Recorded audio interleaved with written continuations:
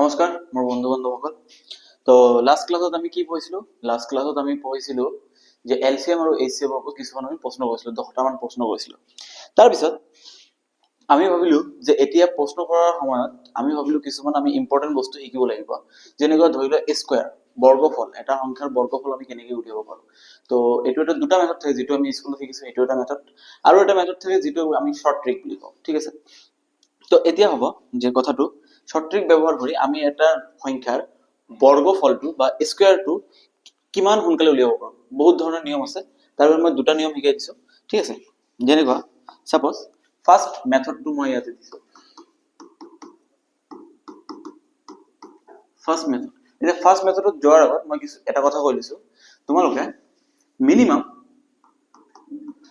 1 ৰ পৰা 25 লৈকে বৰ্গ সংখ্যা মুখস্থ ৰাখিব লাগিব। মিনিমাম 1 ৰ পৰা 25 লৈকে মনত ৰাখিব লাগিব। এতিয়া যদি তোমাক কোনোবা সুধে যে 22 স্কয়াৰ কিমান হয়, এনেকুৱা নহয় যে ভাবিব লগা হৈছে, ডাইৰেক্ট ক'ব লাগিব 22 স্কয়াৰ মিন্স 484। ঠিক আছে, ডাইৰেক্ট ক'ব লাগিব। সাপোজ যদি কোনোবা সুধে যে 21 স্কয়াৰ কৰিলে কিমান হ'ব, ডাইৰেক্ট ক'ব লাগিব 441। ঠিক আছে, মিনিমাম কিমান দূৰলৈকে থাকিব লাগিব? মিনিমাম 25 লৈকে মনত ৰাখিব লাগিব। তাৰ পিছত ফাৰ্ষ্ট মেথড, ঠিক আছে, ফাৰ্ষ্ট মেথডটো আমি শিকিম। প্ৰথম মেথডটো কি? সাপোজ তোমাক যিকোনো এটা নাম্বাৰ দিছে, কিমান নাম্বাৰ? দুটা অংকৰ সংখ্যা বা 2 ডিজিট নাম্বাৰ। সাপোজ তোমাক দিছে কিমান? 37 স্কয়াৰ। তো আমি কি কৰিম এতিয়া? 7 ক স্কয়াৰ কৰিলে কিমান হয়? 49। ঠিক আছে, আৰু 3 ক স্কয়াৰ কৰিলে কিমান হয়? 9। একো প্ৰবলেম নাই, আমি এইটো লিখিলো। এবাৰ 7 ক স্কয়াৰ কৰি লিখিলো 49, এবাৰ 3 ক স্কয়াৰ কৰি লিখিলো 9। তাৰ পিছত আমি কি কৰিম? ইয়াতে যি কেইটা অংক আছে বা যি কেইটা ডিজিট আছে তাক পূৰণ কৰিম। কিমান আছে? 3। তাৰ পিছত কিমান আছে? 7। তাৰ পিছত ইয়াতে 2 আছে, এই 2ক পূৰণ কৰিব লাগিব। এতিয়া পূৰণ কৰিলে কি হ'ব? 3 7 গুণ 21, আৰু 21 পূৰণ কৰি কিমান হ'ব? 42, 42।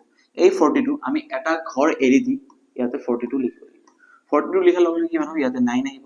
4 আৰু 2 প্লাস কৰিলে ইয়াতে 6 হ'ব। 9 আৰু 4 প্লাস কৰিলে কিমান হ'ব? 13। তাৰ মানে কিমান হ'ব? 37 স্কয়াৰ কৰিলে 1369। এতিয়া নেক্সট এটা এক্সাম্পল লৈ লওঁ আমি। সাপোজ নেক্সট এটা এক্সাম্পল লৈ লওঁ। সাপোজ ধৰি লওঁ আমাৰ ওচৰত কিমান আছে? 70, suppose 74 square. 74 square, same method. 4 square কৰিলে কিমান হ'ব? 16। 7 স্কয়াৰ কৰিলে কিমান হ'ব? 49। তাৰপিছত ইয়াতে থকা অংক কেইটা আমি পূৰণ কৰিম। কিমান আছে? 7 into 4 into 2। 7 into 4 কিমান হ'ব? 28। 28 into 2 কিমান হ'ব? 56। তো 56 আমি কেনেকৈ লিখিম? এটা ঘৰ এৰি দিম, এটা ঘৰ এৰি ইয়াতে লিখিম 56। এতিয়া এইটো প্লাস কৰি দিম। 6 7 9 আৰু 5 প্লাস কৰিলে 14। 14 ৰ 4 আৰু 4 আৰু হাতত 1 আছে 4 5। তাৰ মানে 74 স্কয়াৰ কৰিলে কিমান হ'ব? 5476। এইটো হ'ল এটা মেথড। ইয়াতে আৰু এটা বস্তু জানিবলগীয়া আছে। কি নিয়ম জানিবলগীয়া আছে? সাপোজ আমাৰ হাতত দিয়া আছে এতিয়া 74 দিছে। সাপোজ আমাৰ হাতত এতিয়া দিয়া আছে 81 স্কয়াৰ। এতিয়া আমি কি কৰিম? 81 ক স্কয়াৰ কৰিলে 1 স্কয়াৰ লিখিম। 1 স্কয়াৰ কৰিলে কিমান হ'ব? 1। কিন্তু সদায় এটা কথা মনত ৰাখিব, আমাৰ লিখিব লাগিব দুটা ডিজিট বা দুটা অংক। ইয়াতে 1 এটা অংক হৈ আছে, তো আমি 1 লিখি ইয়াৰ পিছত যদি 0 দিওঁ তেতিয়াহলে ইয়াৰ 1 নাথাকে, 10 হৈ যাব। কিন্তু 1 লিখি ইয়াৰ আগত যদি আমি 0 দিওঁ তেন্তে ইয়াৰ ভ্যালুটো 1 এ থাকিব। তাৰ মানে আমি ইয়াত দুটা অংক লিখিব লাগিব 0 1। 8 স্কয়াৰ কৰিলে কিমান হ'ব? আমি জানো 64। বাস এতিয়া আমি কি কৰিম? এই সংখ্যাকেইটা পূৰণ কৰিব লাগিব। 8 into 1 into 2। 8 1 গুণ 8 আৰু 8 2 গুণ 16 মানে 60। তো ইয়াতে কিমান হ'ব? 60। এটা ঘৰ এৰি আমি কি লিখিম? 16 লিখিম। এতিয়া এইবোৰ প্লাস কৰিলে হ'ব 1 6 5 6। 6561। 81 স্কয়াৰ কৰিলে কিমান হ'ব? 6561। এইটো হ'ল আমাৰ ফাৰ্ষ্ট মেথড। সেকেন্ড মেথডত আমি আহিম। সেকেন্ড মেথড তোমালোকে জানি ল'বা। সেকেন্ড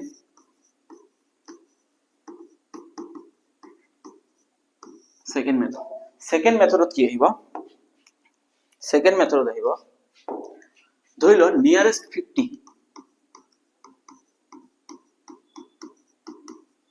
যিবোৰ সংখ্যা নিয়ারেস্ট 50 আছে, মানে 50 তকৈ অলপ বেছি বা 50 তকৈ অলপ কম, নিয়ারেস্ট 50, তেনেকুৱা সংখ্যা আমি কেনেকৈ কৰিম?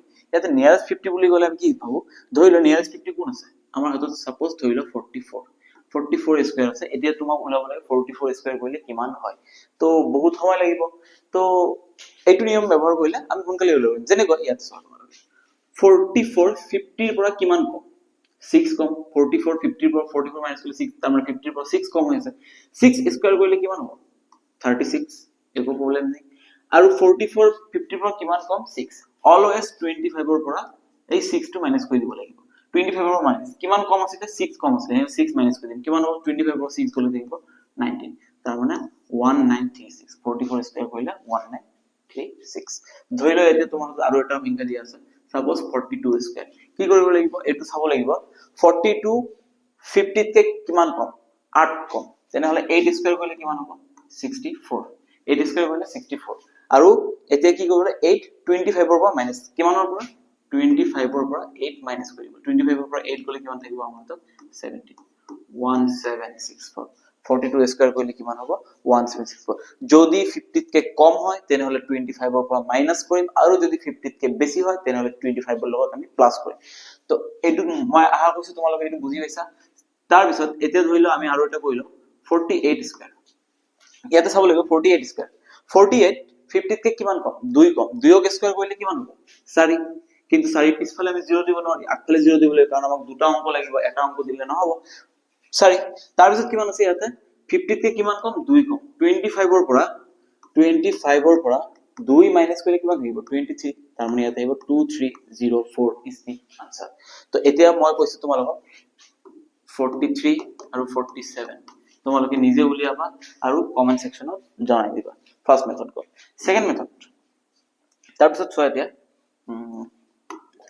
যিবোৰ সংখ্যা 50 কে বেছি ফৰ এক্সাম্পল মই ইয়াতে কিমান লৈছো 53 স্কয়াৰ 53 50 তে কিমান বেছি 3 বেছি 3 বেছি হলে কিমান হ'ব 3 স্কয়াৰ মানে 9 কিন্তু 0 টাইম পিছফালে দিব নোৱাৰি আগফালে দিব লাগিব 09 তাৰ পিছত কিমান হ'ব 5309 এতিয়া কথাটো হল 5309 3 বেছি আছে 3 বেছি হলে 25 ৰ লগত 3 প্লাস 25 ৰ লগত 3 প্লাস কৰিলে কিমান হ'ব 28 তাৰ মানে 25 ৰ লগত আমি কিমান প্লাস কৰিলো 28 হৈ যাব কিয় প্লাস কৰিলো কাৰণ 50 কে বেছি আছে ফার্স্ট কল এটো গম পাইছে এতিয়া একদম ইজি বস্তু হয় নেক্সট এটা एग्जांपल লও আমি সাপোজ ধৰি লওক ইয়াতে 59 স্কয়াৰ লৈছো 59 50 কে কিমান বেছি 9 বেছি 9 ক স্কয়াৰ কৰিলে কিমান হ'ব ইয়াতে আমি জানো 81 তাৰ পিছত এতিয়া 25 ৰ লগত কিমান প্লাস কৰিব লাগিব 9 প্লাস কৰিব 25 ৰ লগত 9 প্লাস কৰিলে কিমান হ'ব 3481 59 ক স্কয়াৰ কৰিলে কিমান আহিব 3481 আশা কৰিছো আপোনালোকে বুজি পাইছে তোমালোকে এইটো কমেন্ট সেকশনত জনাই দিবা 51 স্কয়াৰ আৰু 56 স্কয়াৰ ঠিক আছে থ্যাংক ইউ তাৰ পিছত নেক্সট এতিয়া আৰু এটা মেথড আহিব সেকেন্ড মেথড গল এতিয়া থাৰ্ড মেথডটো কি আহিব থাৰ্ড মেথডটো আমাৰ আহিব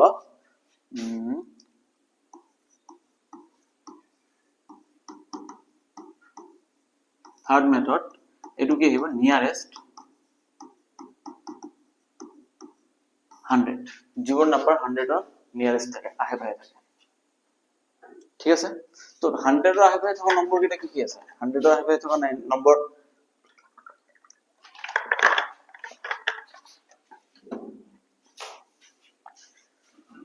100 ৰ নিয়াৰেস্ট কি আছে সাপোজ ফৰ एग्जांपल 93 আছে 93 স্কয়ার সেম মেথড এই 100 কে কিমান কম 7 কম 7 ক স্কয়ার কৰিলে কিমান হ'ব 49 আগৰ মেথডটো কি আছিল 25 ৰ পৰা মাইনাস কৰিছো এইটো মেথডত কি হ'ব যেটো সংখ্যাৰ স্কয়াৰ তাৰ পৰা মাইনাস কৰিম 7 কম 93 ৰ পৰা 7 গলে কিমান থাকে 86 86 8649 is the answer গম পাইছে এতিয়া নেক্সট এটা আৰু এটা एग्जांपल লৈ লও সাপোজ ধৰি লওক আমাৰ হাতত কিমান আছে 96